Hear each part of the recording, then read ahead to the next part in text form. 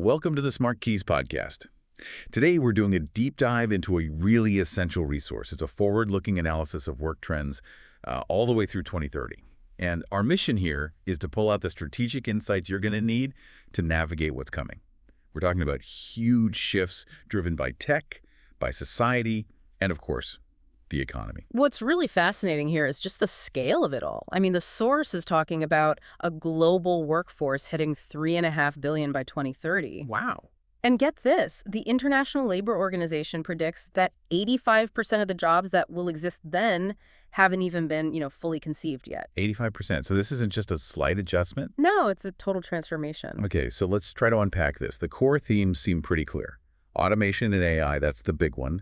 Then there's the permanent shift to remote work, and of course, the rise of the gig economy. Exactly. And we need to figure out how these all connect, how they affect things like productivity and, what a career even looks like long term. Let's jump right in with the biggest disruptor then, automation and AI. The source is predicting that by 2030, up to 30% of current work hours could be automated. Up to 30%, yeah. So what areas are we really talking about? Where should people and companies be focusing? Well, the impact is profound, especially on roles with a lot of repetitive tasks. Think about customer service, some data analysis, warehouse operations. Routine stuff. Exactly. But this automation, it also creates demand in other areas. You see growth in healthcare, STEM fields, professional services. So the strategy for companies has to be investing in training. Training for what, specifically? For the things machines can't do well. Technical skills, sure, but also critical thinking, and a big one is emotional intelligence. And this is where it gets really interesting on the efficiency side. AI isn't just getting rid of tasks, it's making the remaining ones faster. Yeah, it's turbocharging them. The source suggests AI could increase employee productivity by up to 66%. 66, that's a game changer. That's not a small bump. Absolutely not. And organizations are already on this. We're seeing that over 40% of HR functions globally are using AI applications right now. For what, like hiring? For talent management, health and safety, and trying to reduce bias in hiring. They mention companies like Nike and Unilever using AI to analyze filmed interviews to, try and lessen that human bias. But that has to bring up some pretty big questions, right? The ethical side. The sources say 77% of people are worried about losing their jobs to AI. Correct. And that's the balancing act. The benefits are clear, but the ethical oversight is, well, it's paramount. Companies have to weigh that drive for productivity against data privacy, algorithmic bias, and just making sure there's always a human in the loop. Okay, let's shift gears a bit. Let's talk about the structure of work itself. So where and how we work. Remote work isn't just a trend anymore, is it?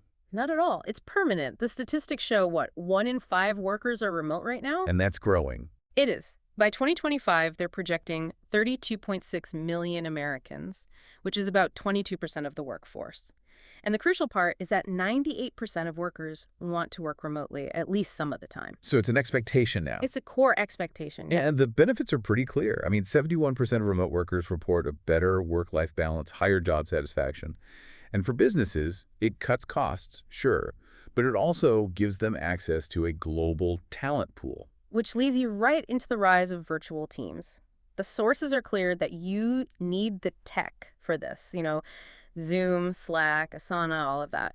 But the technology isn't enough. Right, because you lose that face-to-face connection. You do. So building trust becomes this really deliberate effort. It requires transparency and finding ways to have engaging activities to fight that feeling of isolation that people can get. And this connects to the gig economy, too. That's another huge piece of this puzzle, this preference for autonomy and flexibility. Absolutely. The whole dynamic needs new rules. If you're a company using specialized talent for a specific project, you need crystal clear contracts and really good communication channels. To avoid things going wrong. To avoid disputes and just to make sure the collaboration actually works. Okay, so let's pull all this together. What does this all mean for you, the listener, or for an organization trying to stay ahead of the curve? The overwhelming takeaway, really the strategic core, is continuous learning. It has to be. The numbers are pretty stark. Studies are showing 44% of worker skills will face disruption in just the next 5 years. 44%. And by 2027, 6 out of 10 employees will need some kind of targeted training. So companies that invest in upskilling, they're the ones who are going to keep their best people. And we see that with younger workers, right? Hmm. The source mentions 3/4 of millennials and Gen Z are ready to leave a job if it doesn't offer skill development. So this fundamentally changes what we think of as job security. It's not about staying in one job forever That's anymore. about adaptability.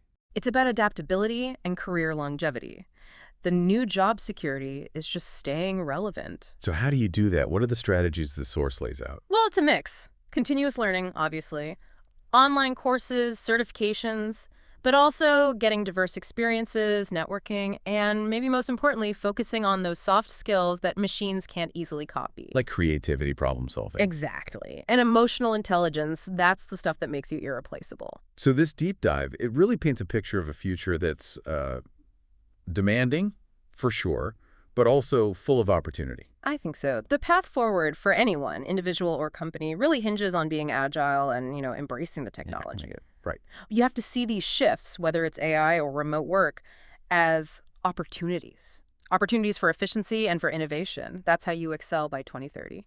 Okay, so our final thought for you to mull over today actually builds on all of this. Yeah. Amidst all this tech, AI, remote teams, constant change, the source noted the growing importance of workplace health and safety. Why is that becoming a strategic tool for the future? It seems like a compliance issue. It used to be. Now it's a competitive differentiator. If your team is remote and under stress, you have to be proactive about their well-being. So how do you do that strategically? You use technology. You can use tools to monitor workspace density in a hybrid office, or use AI to analyze work patterns and maybe predict stress before it becomes burnout. Ah, so you're using tech to solve the problems tech creates. In a way, yes. A culture that genuinely values health, both mental and physical, boosts morale, boosts engagement, and that's what keeps performance high in these new environments. It's the ultimate efficiency hack, really. That brings us to the end of this deep dive into the future of work. Thank you so much for tuning in to the SmartKeys podcast. If you're ready to prepare for tomorrow's workforce and you want to really get the full picture, we highly encourage you to read the full article by Felix Römer. You can find the link to the original article in the show notes for this deep dive. Be sure to subscribe to the SmartKeys podcast for more insights designed to help you work smarter and stay ahead in a fast-moving digital world. Until next time.